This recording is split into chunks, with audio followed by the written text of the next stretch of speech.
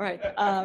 The next speaker for today is Zhang from Stony Brook University, and we'll speak about geometry and dynamics of infinite circle packing. Yes. Well, thanks for the organizer for inviting me, and thanks for the introduction. Yeah, anyway. So I'm going to talk about geometry and dynamics of infinite circle packings. This is kind of an overview of some work that has been done in the past few years about infinite circle packings, mostly with Yuchun Luo, but also some more recent stuff with Songhui Lin and Kangye Park. That's somewhat about number theory as well. I was going to put a tiny n number theory somewhere, but anyway. Okay, so and also the circle packings that we're going to look at are these circle packings that I've shown, like the Ponian gasket. This is the limit set of another reflection Kleinian group. But yes. Anyway.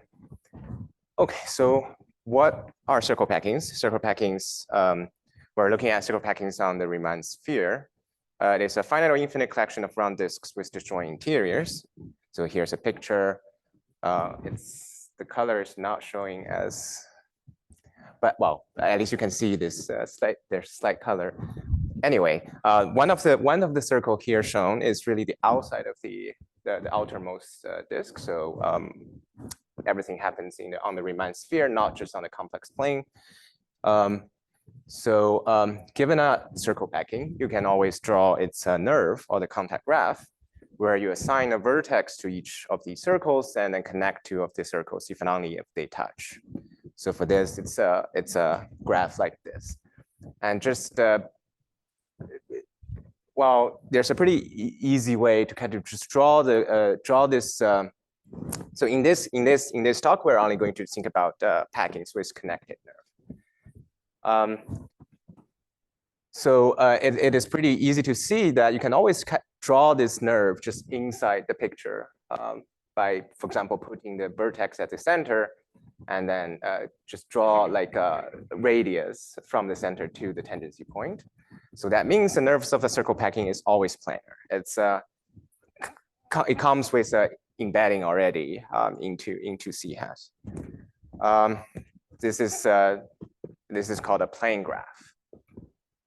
But obviously, we could put the vertex at different places, and we don't have to draw the edges as radius of the circle. So we're thinking about two plane graphs as isomorphic if there exists a graph isomorphism and orientation preserving homomorphism kind of change one to the other. For example, in these pictures, the first two, well, all of them are isomorphic as graphs, but only the first two are isomorphic as plane graphs because there's no orientation preserving homomorphism to change this to this by not, these two are on the different sides. Anyway, so why do we think about circle packings? These are some list of things that they're interesting. First of all, they have been long used to study geometric structures in dimension 2 and 3. For example, in Thurston's famous notes on three-dimensional geometry and topology, there's a whole section on circle packings, and he actually used it to prove a lot of prove certain things about hyperbolic three manifolds. But anyway,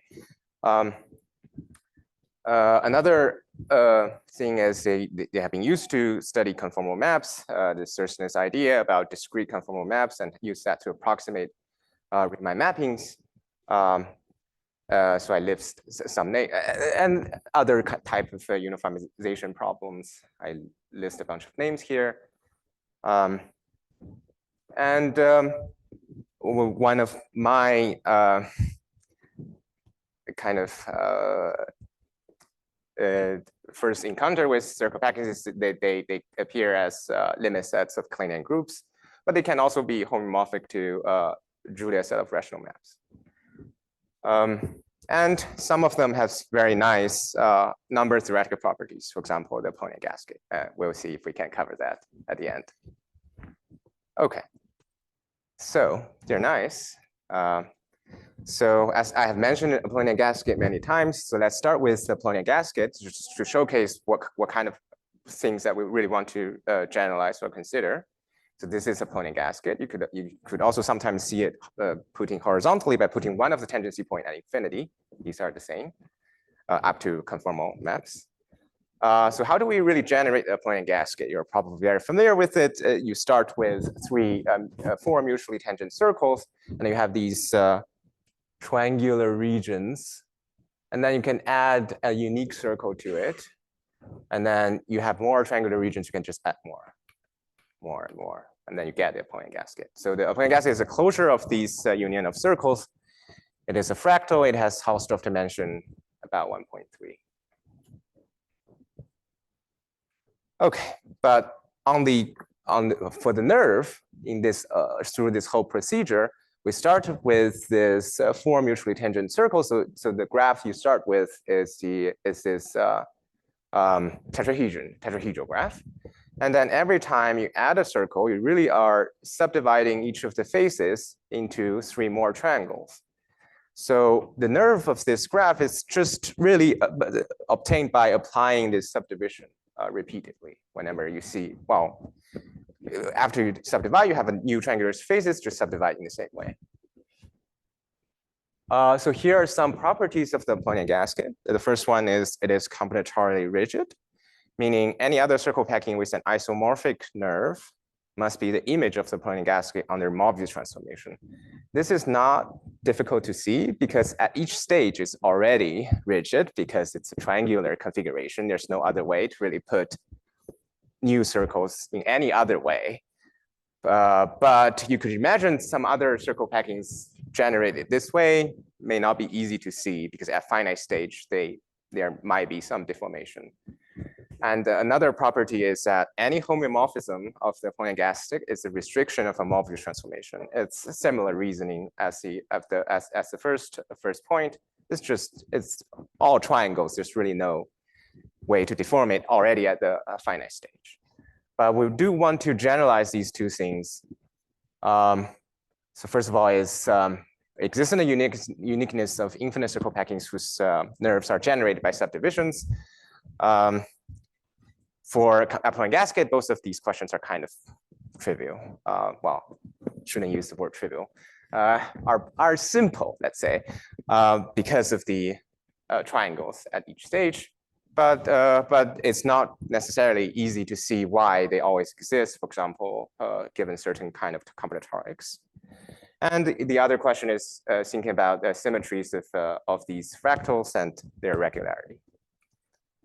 Okay, let's see. Oh, and as we have kind of, you might have already seen, guessed one point to kind of show existence, at least for these infinite circle packings, is to show existence of these packings at finite stage and how they converge to the infinite one. So these are the two things that we want to see how we can develop a theory for these type of things. Okay. So that's why we start with finite circle packing. This is a well-developed theory by many people. For example, Thurston, Kobe, Andreev. We'll see the theorem at the end. Given a connected finite plane graph, when is it isomorphic to the nerve of a circle packing, and is it unique up to Mobius transformation? So existence and uniqueness question. A necessary condition is that the graph is simple. So we cannot really have these pictures. A circle cannot be tangent to itself, at least on the Riemann sphere at least, and then they have just one tangency point. So this is a pretty straightforward necessary condition, and this is how this is also sufficient. Let's see. Oh, but before I go into the theorem, let me just look at one particular example. This is a simple finite plane graph. I label the vertices and faces of this graph. And here's a circle packing with this particular combinatorics. I label the corresponding disks with corresponding vertices. And you notice that each of these faces actually corresponds to one of these circular, these quadrilateral regions bounded by circular arcs. And so each face gives you one such thing. And one such shape is called an interstice. So faces of the graph corresponds to interstice. Okay, it's a marked ideal polygon bounded by circular arcs.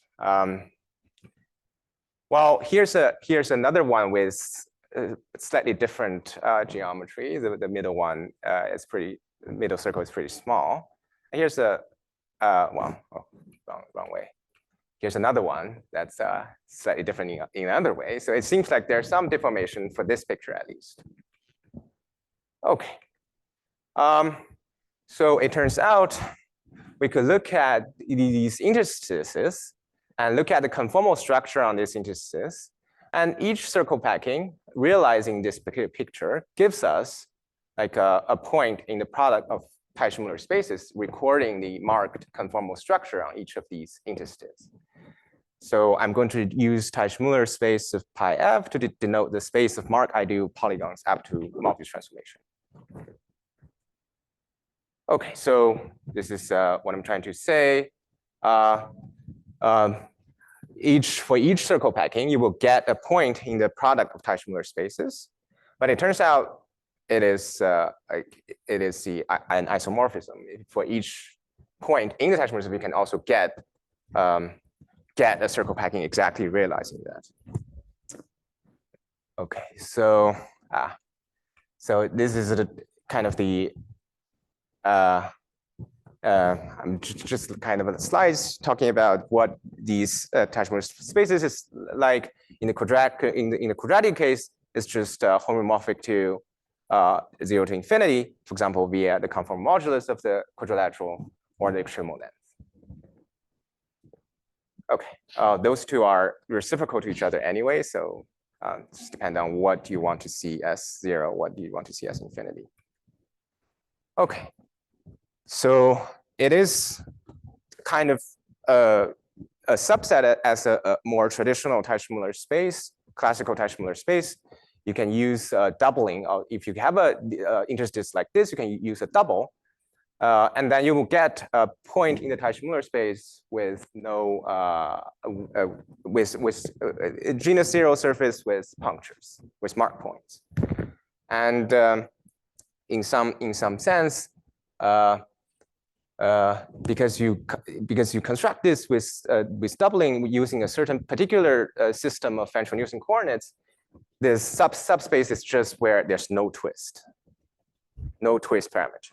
So it's a half-dimensional, a half-real dimensional of the classical Teichmüller space. Okay, so let me state the theorem in the finite setting.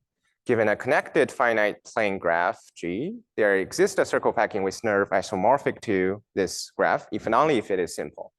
We mentioned that this is an obvious necessary condition, but it turns out it's also sufficient, proved by these guys. And then, moreover, the space of such packings up to Morpheus transformation is naturally identified with the Teichmüller space of product of Teichmüller space of interstices. Anyway, so in particular, the dimension can be calculated as the number of vertices is -3. So you have to combinatorial rigidity if and only if it is the graph is a triangulation, which is really what the original statement of Kobe, Andrew, Thurston says. If you have a triangulation, there exists a unique circle packing. So that's why I'm saying the existence part, Kobe, Andrew, Thurston in various different cases and configurations, and deformation space for the triangulation case, meaning it's a combinatorial rigid. It's proved in the original statement. I can't really find any other references for the deformation part. So this paper by Russell Lodge, Yushin Luo, and Sabia Mukherjee, they showed this deformation space part at least for non-triangulations. Okay. So as I've said, my introduction to this is really through hyperbolic geometry in dimension 3. So let me just give this slides of review of what hyperbolic three manifolds are. It is a complete Riemannian three manifold with constant sectional curvature -1, but we really think about it as the quotient of H3 by a Kleinian group.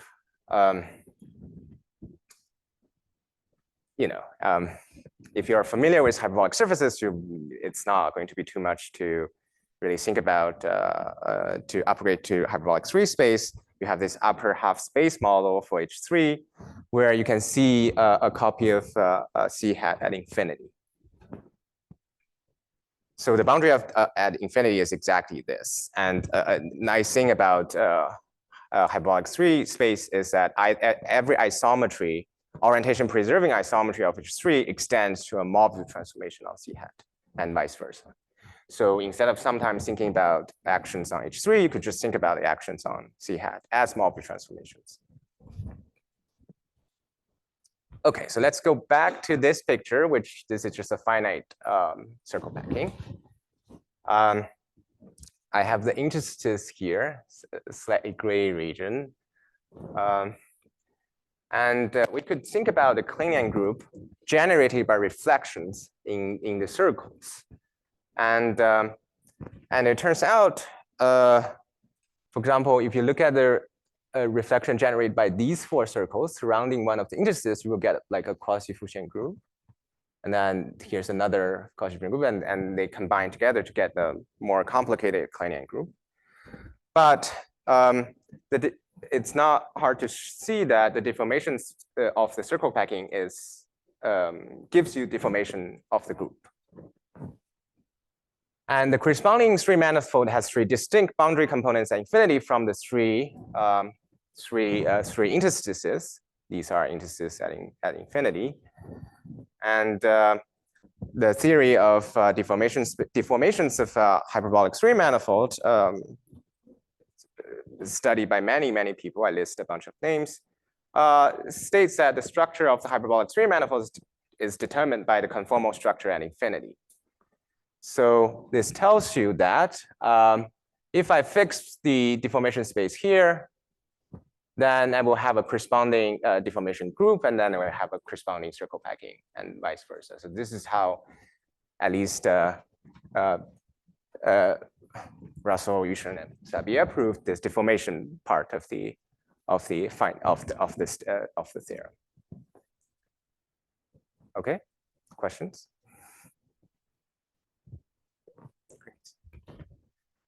Okay, so that's the theory about theory of finite circle packings that I want to talk about. Let's go to infinite circle packings and how to generate these infinite circle packings. As we have discussed, it's really through this subdivision that we can apply repeatedly. So let's define what a finite subdivision rule is. A finite subdivision rule consists of a finite list of polygons and a subdivision that decompose each polygons into more polygons. Well, you can think about these as more polygons, whereas here, say, closed two cells, just be a bit more general, but it doesn't really matter that much. And a collection of cellular maps that identifies one of these with one of the original ones, so that you can apply the subdivision again to these subfaces. So as soon as you have this one level of subdivision, because of this identification, you can just apply it again. Okay, so here are two examples. So the first step seems pretty. The subdivision itself looks exactly the same in these two examples, but the way how you identify one of these faces with the original one is not the same, which means the next step is not the same. So I labeled the one corner of this face so that the identification is just map that corner to the original face. So the example above, you just get these parallel paths between this vertex and this vertex in the if you divide it infinitely often. And the next one, you alternate between one direction and the other. Okay, so keep these two examples in mind. We'll come back to this again. Okay, so like the Apollonian gasket, where we actually start with a particular graph and then subdivide all its faces. The Apollonian gasket, we start with a tetrahedral graph. So, so in general, we will start with a spherical graph, and then whose faces are identified with list of polygons in the subdivision, and then we can just apply subdivision and then again and again. So that's what a spherical subdivision graph is. It's just you start with a spherical graph and just subdivide its faces.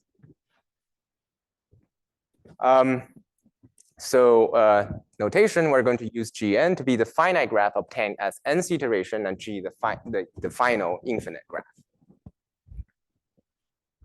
We're going to ask the same question: when is it the nerve of infinite circle packing, and is such a packing unique up to multi-transformations? Well, this necessary condition is still there. It still has to be simple. Even with infinitely many circles, you still can't have two circles tangent at more than one point. But on the other hand, you also cannot have this type of subdivision if you want the infinite graph at the end, because you cannot really fit infinitely many circles in this configuration. If you choose these 4 circles, then you can really only fit finitely many ones in the middle. So at certain stage, you cannot subdivide anymore. So this condition, something that doesn't have this, is called acylindrical, which sounds like a very topological definition, because there is something called acylindrical in 3-dimensional topology. Well, in topology in general anyway, but right now, well, there is a close connection, and we'll see that at one point, if we're lucky. Anyway, okay. So let me state one of the theorems that Yushun Luo and me proved. It's that if we start with a simple finite subdivision rule and G a spherical subdivision graph generated by R, then it is isomorphic to the nerve of infinite circle packing if and only if it is acylindrical. And if such a packing exists, it is combinatorially rigid. And here is like a convergence statement saying we could obtain this infinite circle packing just by drawing it at finite stage, and it stabilizes pretty fast. And then we'll see essentially the final circle packing. Okay, questions? Good. Okay, before going into proofs of that, let me state some applications. The first application, remember, I'm saying for Apollonian gasket, any homomorphism of the Apollonian gasket is a restriction of a conformal map. So its symmetries has very high regularity. Let's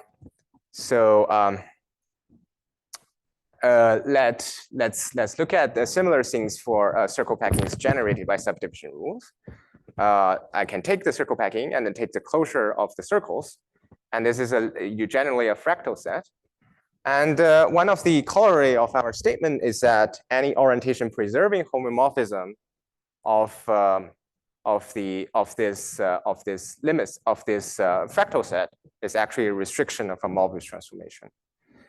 Just because combinatorial rigidity, if you have a homomorphism, then on the combinatorial level, you have like a correspondence, and then combinatorial rigidity tells you those two has to be conformal to each other. So you have the original map has to be restriction of a conformal map.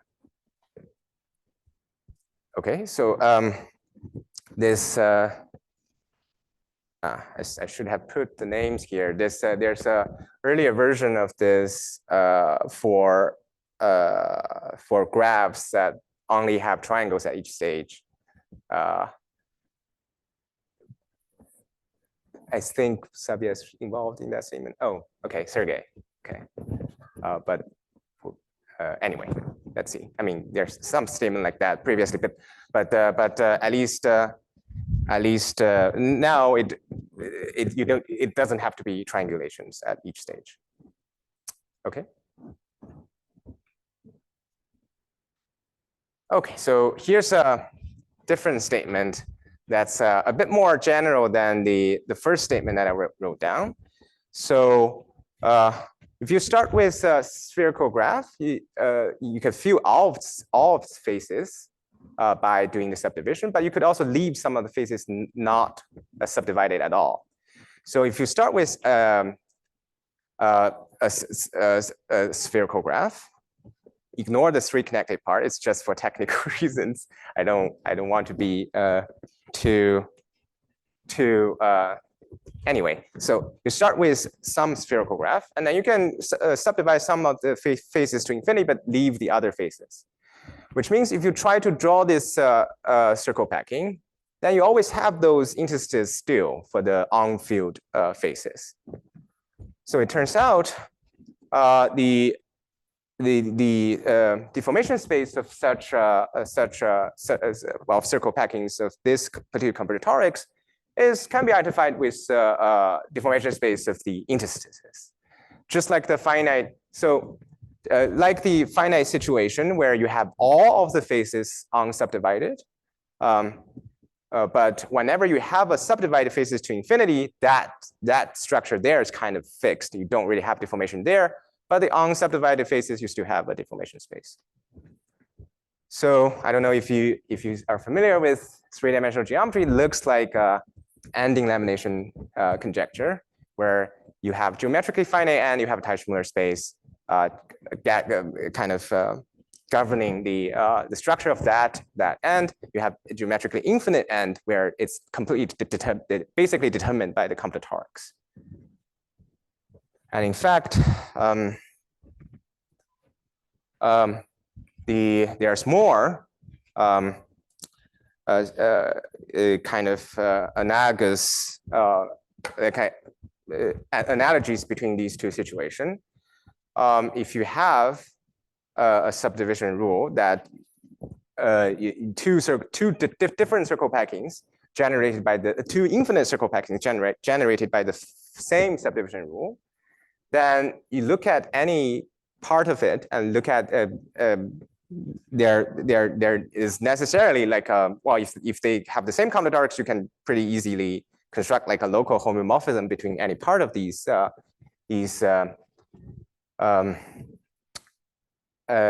between these two circle packings. But it turns out any local homomorphism is actually asymptotically conformal. Well, I don't really want to go into what that asymptotically conformal means. It's just if you're blowing up the pictures, they are more and more like to conformal. The maps between them is more and more like a conformal map. So at deeper and deeper level of the subdivision, if you start with two circle packings that are not rigid, for example, you leave some of the faces unsubdivided, and looking at a portion of it that's homomorphic, then it's not necessarily conformal to each other because now you do have a deformation space. And then look closer and closer and closer, and somehow it looks more and more like a conformal map. And if you think about this analogy between these subdivided faces with geometrically infinite ends, there's some results proved by, well, I think Kurt McMullen, that if you have two, say, geometrically infinite ends, they are homomorphic to each other. But if you look closer and closer and closer, that map will become more and more like a conformal map. So this is the upshot of these discussions. Is this new column in the Sullivan dictionary, where you have circle packings like this have many of the properties of hyperbolic three manifolds, and the connections of hyperbolic three manifolds with say quadratic like maps. This has been discussed a lot. For example, in Kurt's book, Kurt McMullen's book. Yeah, I mean, I add renormalization. I don't know. I don't think I have time to go into it, but just saying there are many things that look similar. Any questions?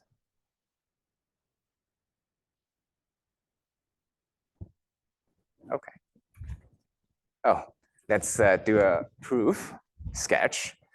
So remember this particular subdivision rule where we add this, and then the next level is the other way. The next step, like alternating between two diagonals. For some technical reasons, I'm going to do the subdivision twice directly. So on the circle packing level, if I start with these 4 circles, I have this picture. And then if I just look at circle packings with this combinatorics, I can change this interstices, deform it freely in its deformation space. But as soon as I add these 3 new circles, then it gives kind of restriction to these original kind of interstices that's kind of covered by these new circles. There are some restriction to it. You cannot really change it freely. For example, it cannot be too wide like this, because then you cannot put the other 2 circles. You also cannot have this, because you can't even put the first circle in it, because the 2 blue circles are too far away. Which means after you add these things, the conformal structure on this original interstices that's now covered by these new circles has to be contained in a compact set. And this gives a map on Teichmüller spaces whose image is pre-compact, while we are really restricting to some locus, sublocus of the deformation space. If you look at the full one, it's the image is compact. These maps are homomorphic, so it turns out this map is a uniform contraction. So whenever you subdivide, then it kind of amounts to iteration of this map. So you get a unique limit, which is this argument is basically behind all of the statement, including exponential convergence, because this contraction, uniform convergence, and things like that. Okay, questions? Yes. Yeah. I mean, if it's not, then it's not compact, pre-compact. Yeah, I'm kind of not really talking about that condition. Anyway.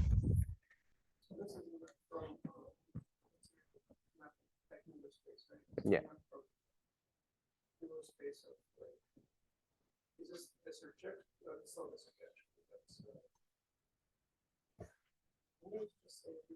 Oh yeah, so I mean, technically speaking, you are looking at a different Teichmüller space because you add these new faces, and then you're looking at these product Teichmüller spaces of the other faces, and then to the image is this Teichmüller space. Just you choose these others, and then the target is just review the original one. Yeah, that map has to be compact, pre-compact. Okay. Okay, so here's another connection with three-dimensional hyperbolic geometry. So this map that reviews the interstices kind of hidden by the additional disks correspond to something called skinning map for hyperbolic string manifolds. It's pretty hard to define it in general, so I'm not going to. But there is a theorem that's proved by Thurston, but Kurt has a different proof, that the skinning map has bounded image for acylindrical manifold, and is in fact a uniform contraction, which is basically the statement that I mentioned, but in the general case. And here acylindrical is actually a topological condition, and it's equivalent with minus some technical issues. It's to the acylindrical condition on nerves that we mentioned before under this circle packing and reflection group correspondence. Okay, so Minsky, Yair Minsky has a conjecture about these maps. It has bounded image, and we know these deformation space of hyperbolic manifolds, they are Teichmüller spaces. So there's a Teichmüller metric defined on them. So you know then because they have compact image, then the diameter in the Teichmüller metric should be finite. But Minsky has this kind of effective version of that, is saying the diameter should depend only on the topological complexity of the boundary components, not on anything inside the three manifolds. So for example, you have two manifolds whose boundaries are all genus 2 surfaces, then there should be like a uniform diameter bound on the skinning map. With Yushen, which is kind of like an extension of our previous result, well, kind of along the same lines, we show that this is indeed true in the setting of finite circle packings and reflection groups. Again, not going to go into that, but just an interesting application of these circle of ideas, a circle of ideas. Anyway. Yes, I mean, each finite circle capping gives you a reflection group, and those groups, you can deform them, and then there's associated skinning map. It's slightly different than thinking about infinite circle packings generated by subdivision rules. It's really an effective version of this one step that we use in the process where the skinning map has finite image, has finite diameter image. Okay. Okay, so I want to state more applications of this result, more about string manifolds. Well, if you haven't realized, I am more of a, well, I started as a geometer, so more geometry applications. We could also think about limit sets of Kleinian groups. And like, for example, like I had mentioned at the beginning, a lot of limit sets are infinite circle packings.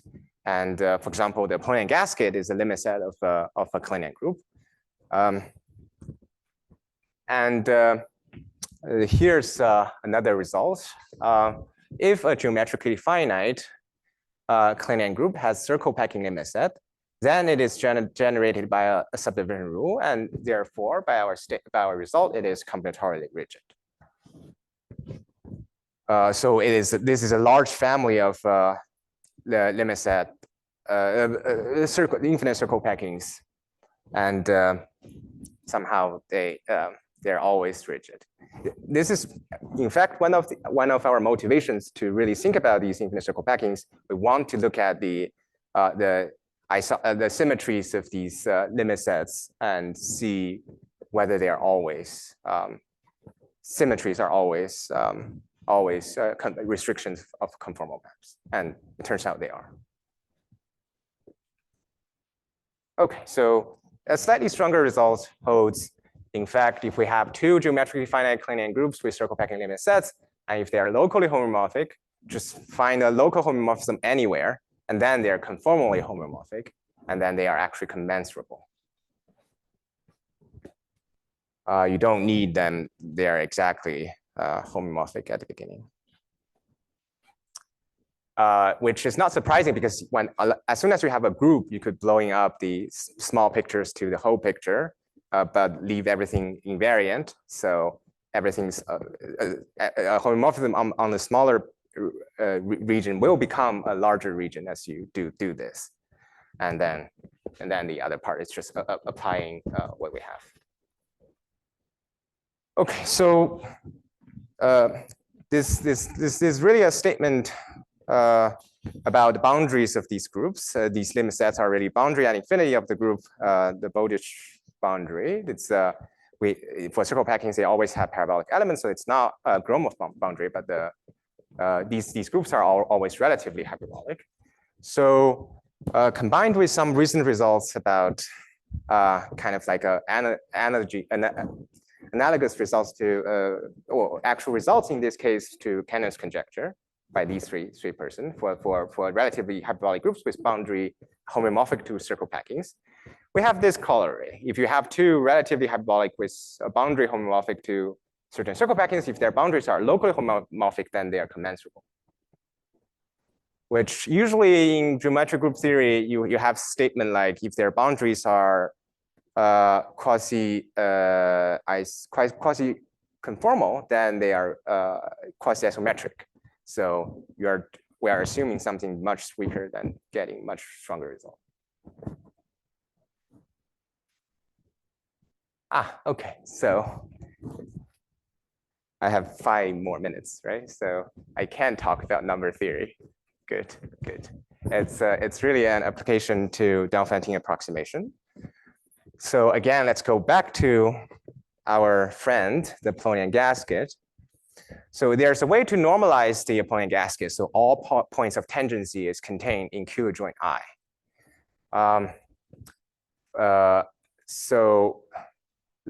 Well, it's not particularly difficult to do. If you start with all the tangency points already in Q adjoint I, it's going to stay there anyway. So let's look at one piece of this Apollonian gasket, blow it up a little bit. And our subdivision really subdivide these regions into 3 pieces, right?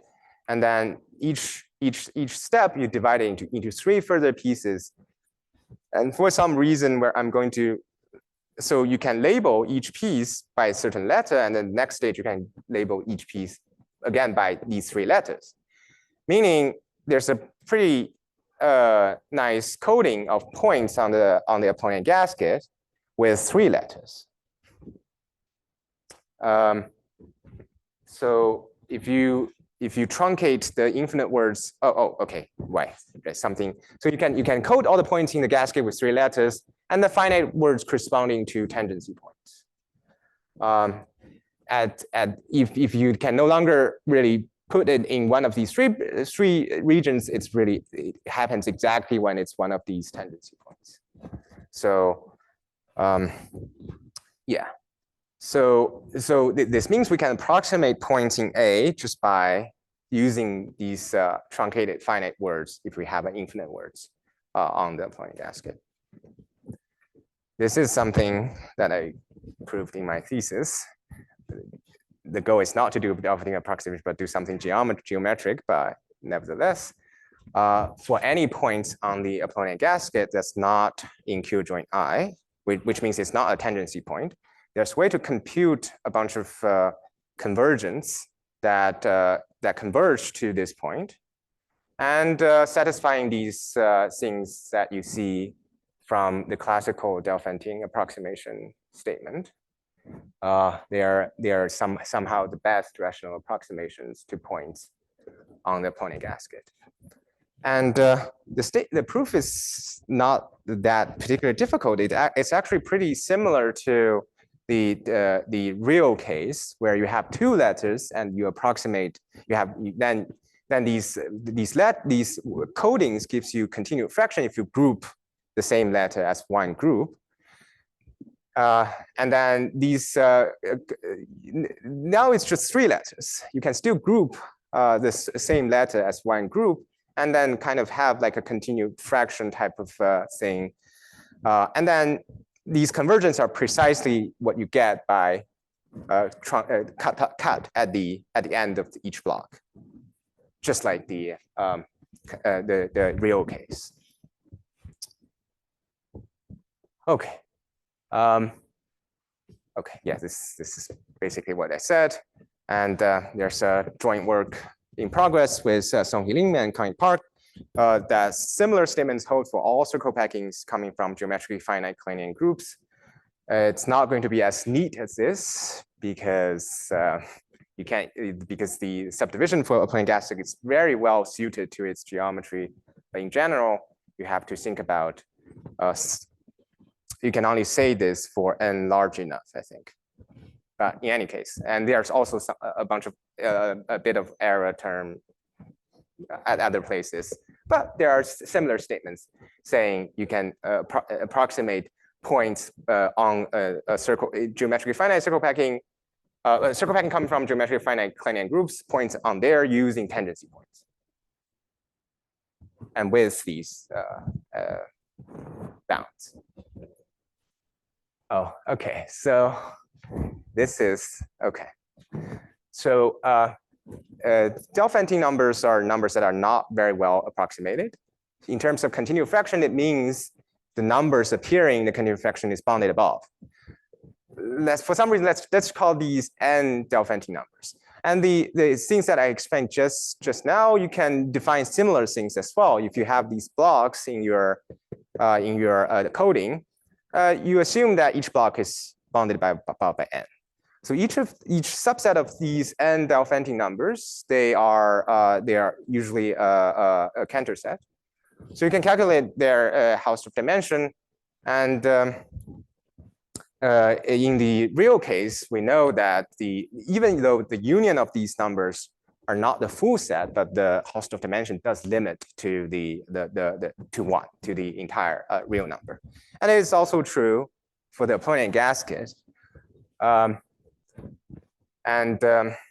You could probably prove this in a more ad hoc way, but one proof that, because we want to show this for similar results for all circle packings coming from geometric finite Kleinian groups, our method is really to construct using our finite subdivision rule coming from the Kleinian group previous drawing work with Yushen, that you can construct conformal graph-directed Markov systems, and it's not really straightforward to see exactly how to do that at the beginning because you have parabolics, and somehow we constructed this, and these n. But that is that conformal graph-directed conformal Markov system. The graph underlying that system has to have infinitely many edges. And as n goes to infinity, that corresponds to exactly you include more and more of the edges. And then the formalism of CTGMS kind of just tell you exactly this statement. As you include more and more edges, the limit of the Hausdorff dimension does go to the full one. But we're actually also interested in proving kind of like the error, like a more effective version of this by showing the Hausdorff dimension of this is Hausdorff dimension of this. Hausdorff dimension of these n the set of n Delphinting numbers equals to Hausdorff dimension of the full set minus some constant divided by n plus higher order terms. So that would be the next step.